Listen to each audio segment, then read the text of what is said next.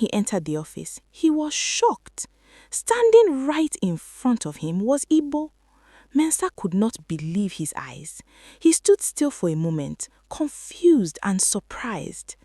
Mensa asked Ebo if he was the owner of the company, with great surprise clearly written on his face. Ebo looked at him calmly and replied, "Yes." Immediately, Mensa fell to his knees.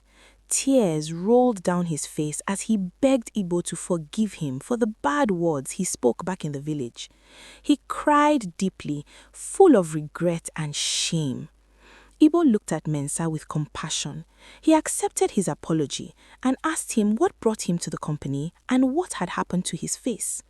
Mensa wiped his tears and began to explain everything. He told Ebo that he came in search of work after wasting his youthful age in laziness, believing that manna would fall from heaven. He admitted that pride and false hope destroyed his life. Mensa also explained to Ebo what happened to his face. He talked about the day he went back to the cave to steal the gold from the mysterious cave. He explained how he failed and was bitten by a mysterious bee, and how the bite left permanent scars on his face and body. With a broken voice, Mensa finally said that he was a changed person now. Ebo listened quietly to everything Mensa said. His heart was touched by Mensa's words and tears. Ebo accepted Mensa and welcomed him as a brother and family. There was no anger in Ebo's heart, only forgiveness and understanding. Ebo took Mensa home and introduced him to his wife, his children, and his workers. He introduced Mensa as a brother from the same village. Everyone welcomed Mensa warmly, and there was happiness all around.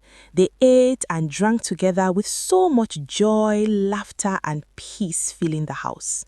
Ebo gave Mensa a room to stay in his mansion. He accepted Mensa wholeheartedly, gave him a job in the company, clothed him, and fed him.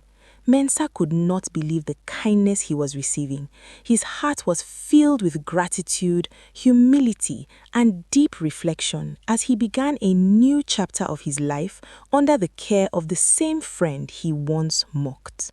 1 year later, Ebo decided to set up Mensa on his own.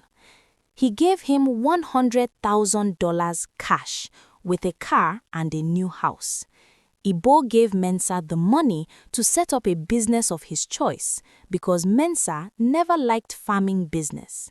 Ebo advised Mensa to be fruitful to himself and work hard with the money. After Ebo advised Mensa, Mensa left to his new house to start a new life. At first, Mensa felt grateful and excited. He promised Ebo that he would not disappoint him again. He moved into his new house, drove his new car around town, and began planning what kind of business to start. Everything looked bright for him once more. 3 months later, Mensa got new friends who introduced him to an expensive lifestyle. They took him to clubs, luxury restaurants, and parties. They told him that life is meant to be enjoyed. Slowly, Mensa forgot his background. He began to spend money on women and clubbing without any investment. The money that was meant for business was flowing out quickly. He cut ties with Ebo. There were no calls and no visits. Whenever Ebo tried to reach him, Mensa was always busy. Pride began to grow in his heart again.